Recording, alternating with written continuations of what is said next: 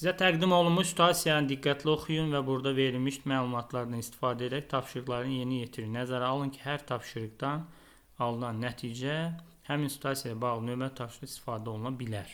Tapşırıq nədir? 1, 2 və 3 nömrəli qablar verilib.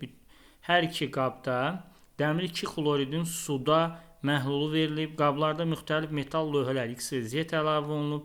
Birinci qabda qaz halında maddə alınıb və çöküntü əmələ gəlib deyir. İkinci qabda dəyişiklik baş vermir, yəni burada reaksiya getmir. Üçüncü qabda isə metal lövhənin kütləsi artır deyir. İstifadə olunan metal lövhələr kalsium, mis, maqnezium və kalsiumdan hazırlanmışdır deyir.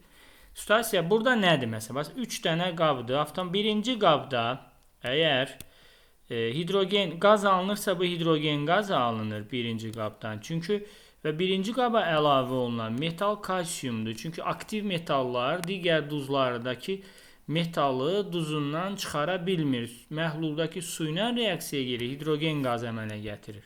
İkinci qabda heç bir dəyişiklik baş vermirsə, deməli bu mis metaldır. Çünki ikinci qabdakı mis metaldır. Çünki mis dəmiri çıxara bilmir duzundan. Üçüncü qaba baxaq. Üçüncü qabda isə kütlə artırsa avtomatik maqneziumdur. Çünki maqnezium dəmir reduksiya eləyə bilir.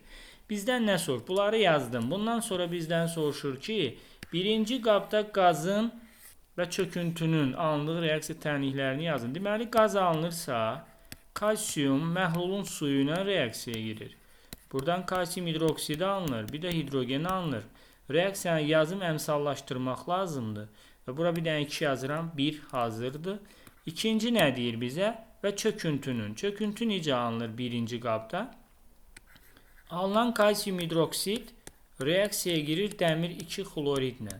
Ki burada alınır qonurlaşan yaşıl rəngli dəmir 2 hidroksid, bir də kalsium xlor 2. Əmsallarda 1-in 1-ədir. Bu formada yazıram, mənə tam bal verilir.